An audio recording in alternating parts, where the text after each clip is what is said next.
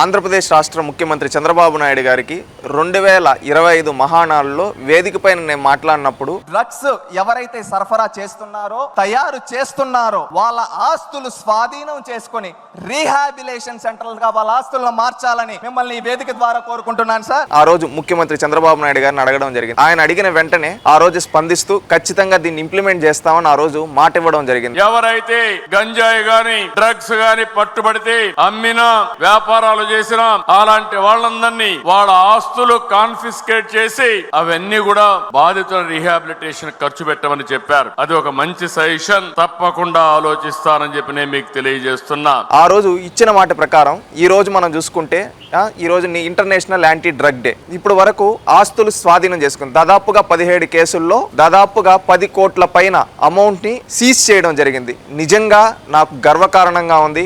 ఒక ముఖ్యమంత్రి ఒక సామాన్యుడు వేదిక పైన చెప్తే అది ఆయన ఏదో మాటగా కాకుండా ఇంప్లిమెంట్ చేసి చూపించి, ఎందుకంటే యువత భవిష్యత్తు కోసం ఎవరైతే తప్పు చేస్తున్నారో డ్రగ్స్ అమ్ముతున్నారో వాళ్ళ ఆస్తులు స్వాధీనం చేసుకొని సీజ్ చేయడంతో రేపు భవిష్యత్తులో ఎవరన్నా ఇలాంటి పని చేయాలన్న భయం అనేది వాళ్ళకి కనిపిస్తుంది. ఆ భయాన్ని చూపించిన ముఖ్యమంత్రి గారికి ఏదైతే చంద్రబాబు నాయుడు గారు మాటల ముఖ్యమంత్రి కాదు, చేతల ముఖ్యమంత్రి. ఎందుకంటే ఆయన మాటిస్తే ఖచ్చితంగా 100% చేస్తాడని చెప్పడానికి ఇది ఉదాహరణ. ఒక ఆంధ్రప్రదేశ్ రాష్ట్ర యువత తరపున అందరి తరపున ముఖ్యమంత్రి గారి కృతజ్ఞతలు తెలియజేస్తున్నారు.